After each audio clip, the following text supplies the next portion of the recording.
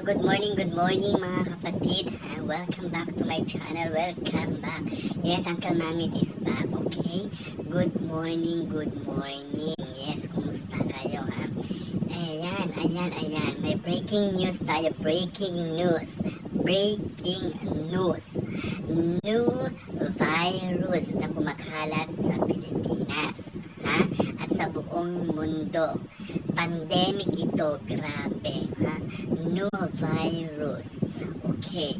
So ito ang mga simptomas ng bagong virus na ito. Okay? Unang-una, headache.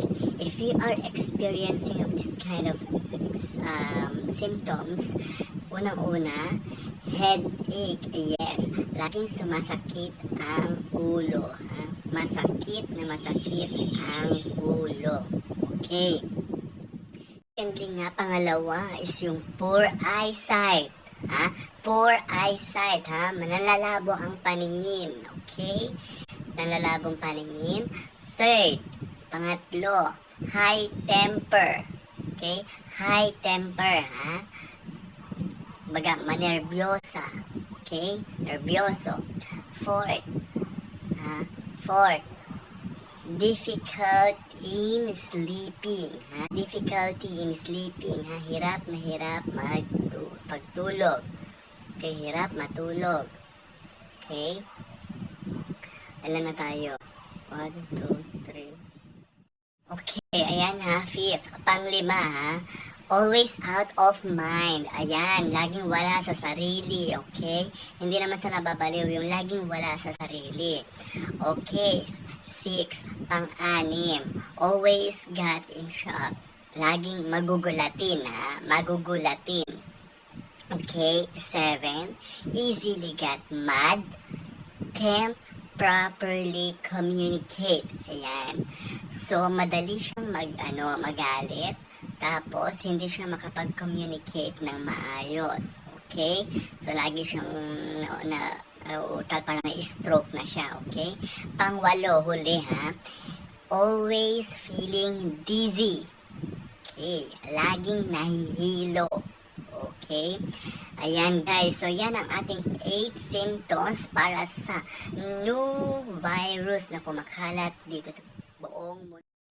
Buong mundo ha, buong mundo, hindi lang dito sa Pilipinas. Okay? So, this is not coronavirus, ha?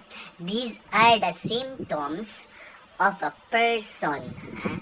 With no money. Ulitin ko. Person with no money. Ito ay tawag sa taong walang pera. POVID-20. Okay, uulitin ko. POVID-20. Poverty Virus Disease 2020. Ayan ha. Yan ang bagong kumakalat na virus dito sa buong mundo ha. COVID na Poverty Virus Disease 2020. In short, COVID-20.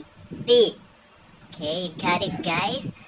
So, you can share to your friends para sa ating new update and breaking news. Okay? Don't forget to click subscribe sa Uncle Mangit channel to get updated. Okay? Bye-bye!